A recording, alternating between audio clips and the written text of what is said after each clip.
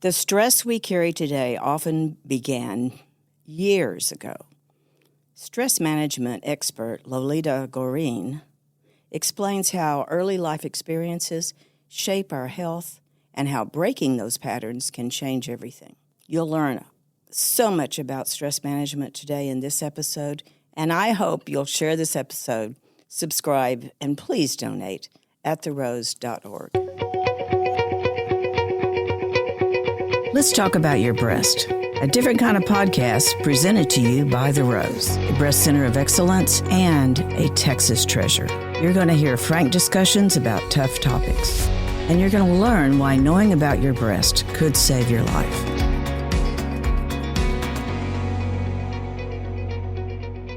Lolita, thank you so much for being with us today. It's such a delight to meet you, and it is your subject matter is very different and very interesting, so I'm anxious to get into our conversation. Thank you so much for inviting me. It's an honor. Sure. So how did you become this stress management expert?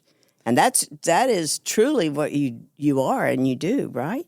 Yes. And, someone says, what does make you an expert? I say, well, I read this as if you do something for 10,000 hours or more, then you're an expert. And since I've been stressing out for all of my life, as far as I know, that makes me an expert. You're right. I love that. But you describe stress in a lot of different ways. And I think most of us know we need stress in our life to some extent. But I was reading something you said or listening to one of your podcasts where you said it's like a trauma. Stress can be like a trauma. Can you talk about that a little bit? I think stress is anything that is outside of your comfort zone, right? You're like, oh, I need to put a coat on. It's cold. Mm-hmm. Oh, I need to take a call. I don't want to talk to that person. Oh, it's stressful. It's outside of your comfort zone. Mm-hmm. But in addition to that, I think overall stress is fear. And how is that connected to trauma in our life and childhood trauma and all of this? And, I did a lot of podcasts and a lot of speaking, and the word trauma already is so triggering to a lot of people. So now I'm changing into looking at this as the patterns that you followed, the patterns that you learned, and influences the rest of your life. When you're a child, that's all you know. So then you carry those patterns, how to operate and how you see life, what actions you take, how you behave in your adult life. So give me an example. So here's an example that answers in the very easily understandable the way I say it. So let's say we have right now a conversation. And, before we came in here, we heard some kids playing outside and, there were some noises. So imagine that I come from childhood trauma and I have seen a lot of suffering and pain and violence and anger. So if I hear those kids, I could immediately trigger me and I'll be like, oh my gosh, somebody's in distress. I need to go save them. And probably my heart will already beat faster because it reminds me as a child. So it brings all those memories, those triggers, because I had a traumatic childhood. Mm-hmm. But let's say you had peaceful and loving childhood. You will hear those kids outside, and you will say, they're just playing around. They just probably found a frog or something. So it's the same situation, but I'll be more stressed than you are because you are basing everything that you're experiencing right now through the lens of what you used to when you were a child. Well, do we carry that with us forever? So yes, it's kind of like, so here I love giving examples. So let's say we are born and we have a pieces like you have a domino game, right? And everybody gets handed a piece. And you have to play with this in your life. And it looks like it's so depressing. And, when I discovered that a lot of my stress and how I react to stress and how hypervigilant I was and all of those things that we can talk about later, when I discovered that it was because my dad was alcoholic and I was an adult child of alcoholic, and I was like, oh my gosh, this is it. My life is over. It was very depressing because I thought, well, I'm broken. This is it for me. But here's the catch. Just because we're being given that piece, 1, 2, or 3 dominoes in our hand, and we think we lost it, we just need to turn around and see that there's a big box of those dominoes over there. You can come and get whatever you want. But the many times that nobody explained to us that we have an option to go and pick something else, or even permission to go and get it. And I think that's what the true stress management and everything in our lives that really has to do how we grow up and what action steps we're going to take in our adult life has to do with, are we really giving ourselves permission to get better, to say, you know what, that's okay what happened to me in my childhood. I'm not going to use this as a crutch. I'm going to use this as a tool that can help me to be better, to help to other people, to help in their situation, to understand them better, to have empathy, to know what it means to walk in these shoes. So when I look at my childhood, I'm like, yeah, maybe it was tragic, but now I think the more I can connect to the people and give them permission to say, it's okay to be you, there's nothing wrong with you, there is plenty of pieces in the box over there, you just can go and get it. I think then that's how we can change not our own lives, but also those that are around us. Wow. And you just discovered all this. That was about 10 years ago when I discovered this. And were you in any program, or you just did some inner searching? How did all that come about? So for those who are listening in and thinking, I cannot quite get her accent, where she's from. I came from Lithuania, and that was 25 years ago. Yeah, well, I guess I was just a baby because I'm still very young. And I came here for American Dream. I was like, by the way, a fun fact, I was born on 4th of July. The only date in the history class that I didn't need to learn because I'm like, hey, I know when United States of America Independence Day is on my birthday. Yeah. And I kind of felt like I never belonged there, and I always knew I just knew that I have to come to this country, and I'm like, and my birthday says I have to be here. And, when I was born, I was still Soviet Union. And I remember my mother said, stop telling this to people. You're going to sound crazy. And I'm like, I know I'm going to go there. And look at me. I'm here. Yeah. So when I came to this country, I worked very hard because there were opportunities. And I'm like, if I'm going to work hard, I will show up and I will succeed. And what really happened, I work for one company, another one, and when I say I work for corporate, it doesn't mean that you work more than somebody else works in small business. Especially business owners, they work 24 hours a day. You're always thinking you're responsible not only for your own family, but also for the families that you employ. So that's even more stress, right? Right. And got to the point that I just got physically ill because I was taking on more work. I was afraid to say, no, I cannot do this. I'm overworked. If the coworker comes and says, hey, can you help me with this presentation? I'm like, oh, yeah, sure. Of course I'll do it. I'm like, I'm thinking, I have no idea I'm going to do this, but I'll do it. And what I'm saying is there's nothing unique here. A lot of that, a lot of people, and not only just say all women are always working and men they take care of themselves more. No, that's not true. Everyone is doing the best that they can, and most of the time that comes from a fear because you're afraid to be let go of. You're afraid that somebody say, oh, you're not working enough, we'll never give you a raise. And I just worked so much that my body said, okay, that's enough. It totally messed up my hormones, and women know how hormones are. I basically end up in the emergency room where the doctor said, that's good that you came in today, and if you have been tomorrow, you'll probably be dead. And Lolita. What was the diagnosis? I mean, what had happened? I almost bled to death. Oh. And that was all hormones. And hormones because of the stress. Of the stress. And I was in my 30s. I'm like, what are you talking about? I'm like, I'm supposed to be go, go, go. But truly what happened is this. We all can take up some stress. but then we cannot be constantly in this fight or flight. We can't, right? We have to rest. But because I came from a very traumatic childhood, by default, I was always in hypervigilance and anxiety. For me to be scared or worried and constantly have a high heartbeat, that's like my normal. So when I'm keep on going and I'm never stopping, that's where I live. When I applied more stress into my body, that's when my body said, "Are you kidding me? I cannot go like that forever." And after, when I woke up in the middle of the night with on the floor, on the kitchen floor, with the dishes, with the glass of water broken, and I was like, "Okay, this is a serious issue." That was the time when I said, "Okay, I need to take care of my stress."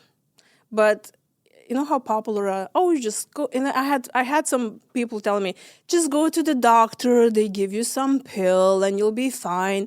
And it just didn't feel right to me, because it was like, when you look outside, and I'm sure the grass that grew through this concrete on the path probably was stressing to come out, but somehow nature does it, and it's, the animals know how to de-stress, but we humans just keep on going. And that's when I started investing more in, time management, or what can I do, learning boundaries, learning to say no to people. Oh boy, that was very scary.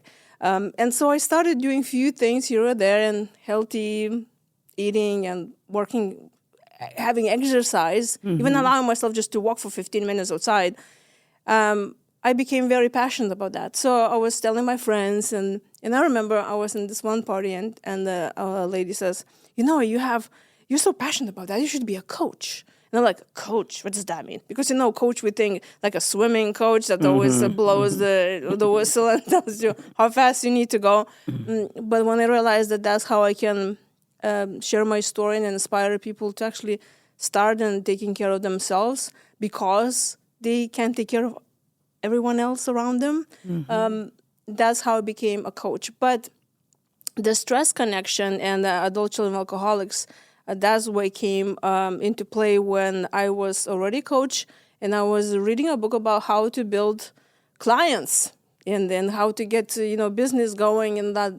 And the author, and I forgot what the author name was, but she shared the story that she was from a wounded household where her dad was alcoholic, and that was the first time that adult children alcoholics terminology was introduced to me. And then it totally made sense. I got the book that she recommended to read. I finished in 2 days. I just sit down and just read the whole thing. And every page I was going through, I was like, oh my gosh, that's me. And I never thought that my childhood somehow impacted my stress. Like, never, because I thought, I'm just working hard. Like, stress came from that. It didn't come from that I have all of those beliefs and those patterns that are really not helping me. They injuring me, and I need to really address them. So when I say stress management, I get asked a lot of what are the stress management tools and tips and tricks. Yes, maybe meditation and yoga and diary writing, that's helping you. But that is a bandage. So you have a wound that's bleeding. It needs attention. But we put the bandage on. That's why you can be in the yoga practice, and if you are afraid that your husband's going to leave you, or you're going to lose your job, or you're afraid of somebody looking at your body and saying, oh, she's just fat, that yoga practice, it makes no sense, because we have to address the wounds. We need to address what the childhood we come from. We need to address what are those patterns that we learn in our childhood that we keep on carrying in our adult life. So now I talk a lot about stress management that has to do with those patterns and how we can help ourselves truly. So when you're talking about patterns, what was one of the patterns you had to come to grips with that you'd seen in your life? So as I wrote in my book, Stress Management for Adult Children of Alcoholics, I have 25 chapters that I talk about all of those patterns. If one chapter has one thing, talk about another one, and I'll probably write another 50 chapters of those. But, if someone says, oh, I don't have any trauma, we all have. Human experience itself, it's very traumatic. Let's just think about birth. We're already starting with the trauma. But it doesn't mean that everybody has a big trauma. For somebody is a smaller trauma than for somebody is a bigger trauma. And also we need to understand that it's okay if we admit that, yes, it was stressful, it was traumatic, and not immediately assume the label, I'm broken, something's wrong with me. And so, for example, if someone says, "Oh no, I'm great," and they say, "Okay, are you good of setting your own boundaries? Are you good of saying no when somebody disrespects you? When somebody tells you to do something against your own beliefs or values, or they're really hurting you, are you telling them to stop? How good are you in people pleasing? Do you always want to make sure that everybody in your environment taken care of? Right. Are you seeking validation constantly? You're afraid what people will tell about you? Are you feeling always worried about everything? And if we all afraid, those who don't know how to manage and learn how to manage that stress, I say, we're afraid of tomorrow because we've been hurt by the past. That makes sense. But also what you're talking about with the fear factor, it's kind of like you could lay that over anything, either. So is part of your message that we have to come to love ourselves just like we are? The ultimate self-love is accepting who you are. The good and the bad and the ugly and all that. But also, who says it's bad? Who says it's ugly? It's really judgment that I think comes from generation to generation. Now, I know you've told all this to us in your book, but for those that might not get through it, give us one thing you did for you that anybody could do or relate to when you were going through all of this, understanding what had happened to you. The number one thing I think someone can help themselves with self-love and stop judging yourself. Well, how do you do that? So that's very easy to say, but every moment of the day we're looking at ourselves and saying, oh, you shouldn't have done that, or, oh, you could have done that better, or, look at how you look today. I mean, come on, that's our self-talk, right? Yes. And, it was really, it opened my eyes when I heard they say, you talk to yourself the way your parents were talking to you. So how do you talk to yourself? I used to talk to myself very negatively. Now, when I look at the mirror, I give myself at least 3 compliments. As you start every day or anytime I see a mirror. Oh. But everything starts with catching yourself. Okay. And how do you catch yourself? How do you feel? If you can catch yourself how something makes you feel, that's where you start asking yourself, okay, where is this really coming from? Or you catch yourself saying, I'm such a loser. I'm going to be late again. And you feel like you're uncomfortable. What starts with acknowledging where it is. And then you go deeper. You then ask yourself, okay, why am I feeling this way? Why am I telling myself, for example, oh, you're always late? And then you start questioning, okay, where is this really coming from? Where did I get the idea that I'm a loser? Why did I get the idea that I'm always late?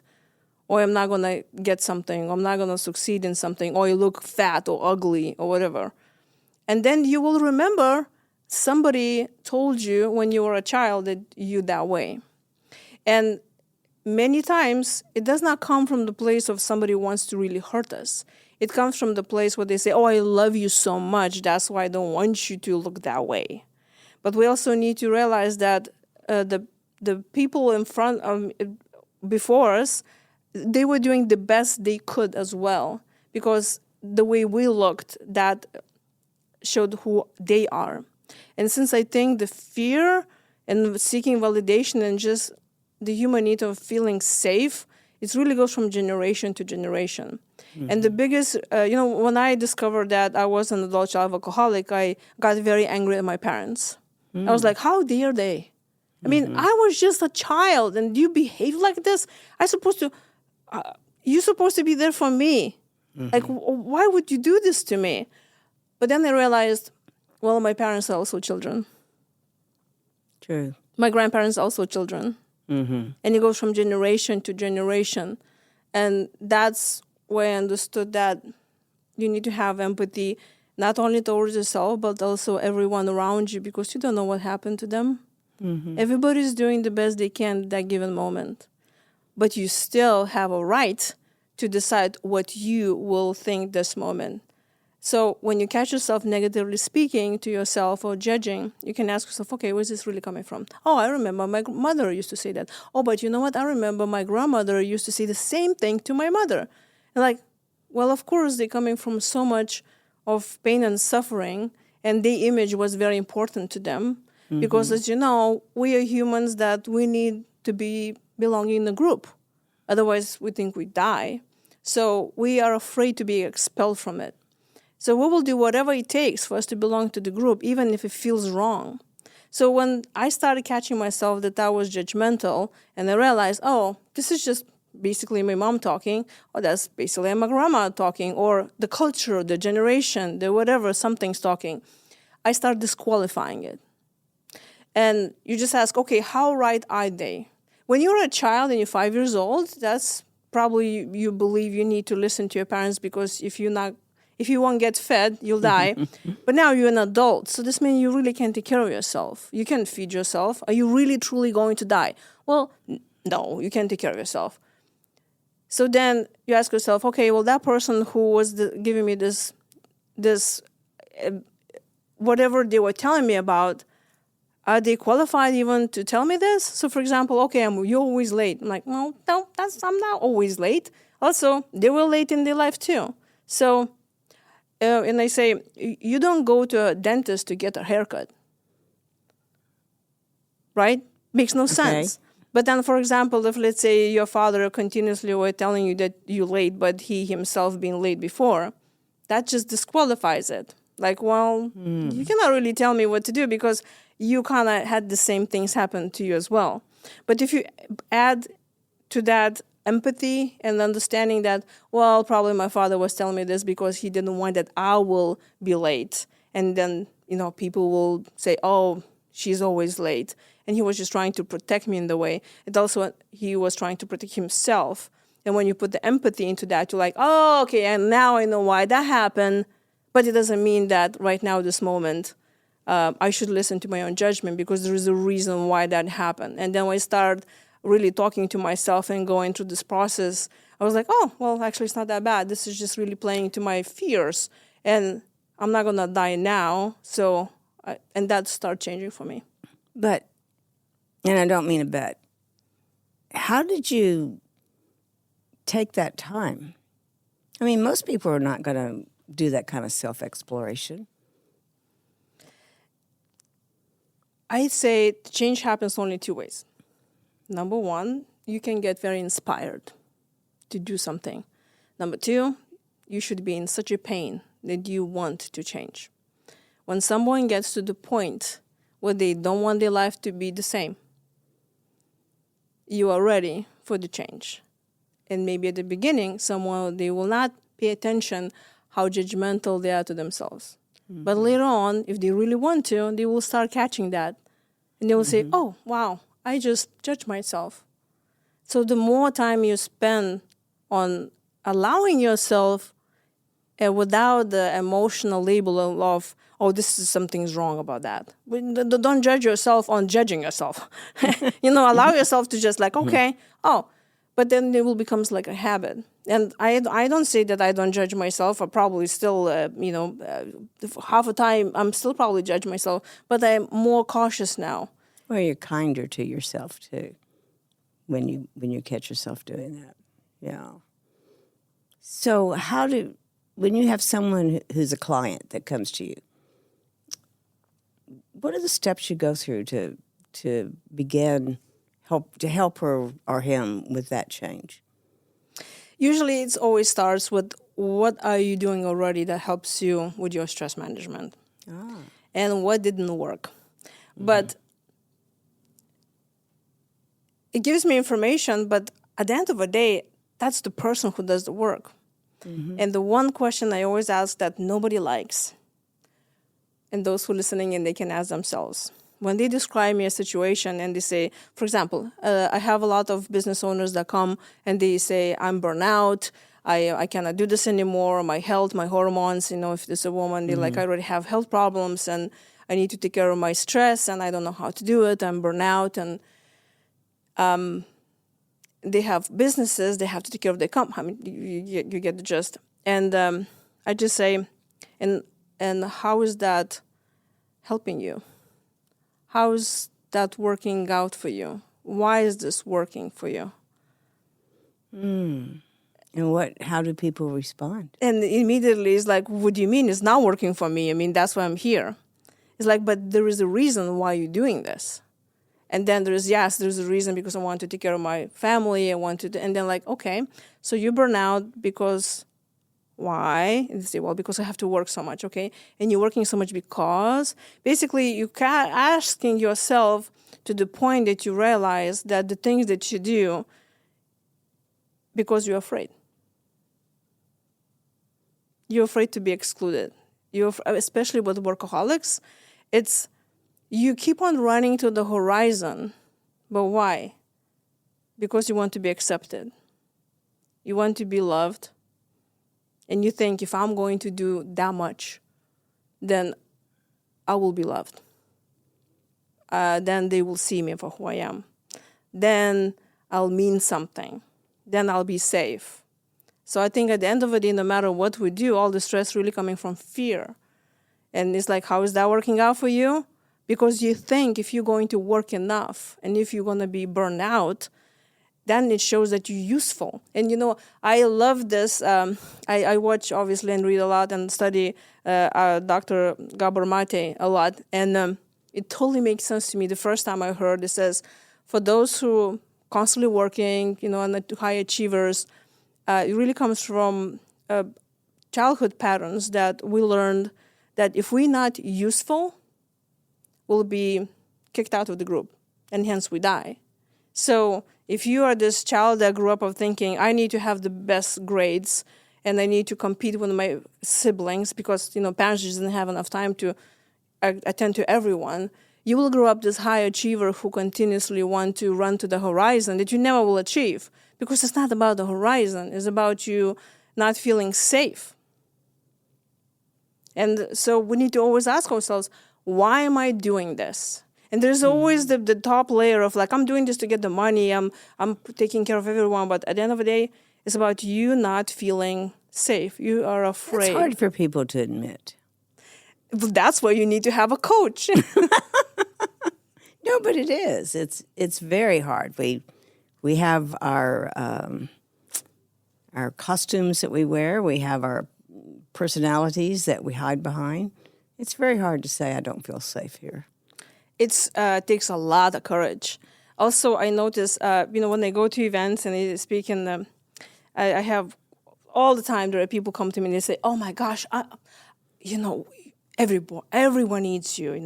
I'm struggling so much with stress. And they say, okay, so do you want to book a session with me? And I immediately get, but I... And I know why. It is, like you said, it takes courage. Mm-hmm. But also in our society, when you meet someone, you say, so how are you doing? And you don't hear any, tell me, do you hear people say, oh my gosh, I'm just having the time of my life. I'm just traveling around the world. Yesterday I did nothing. I was just reading a book all day and I don't go to work anymore. It stresses me out. Like, no, you don't hear that. Everybody's stressing out because I think we say that we're busy and we burn out and we're stressed out as a badge of honor in the society.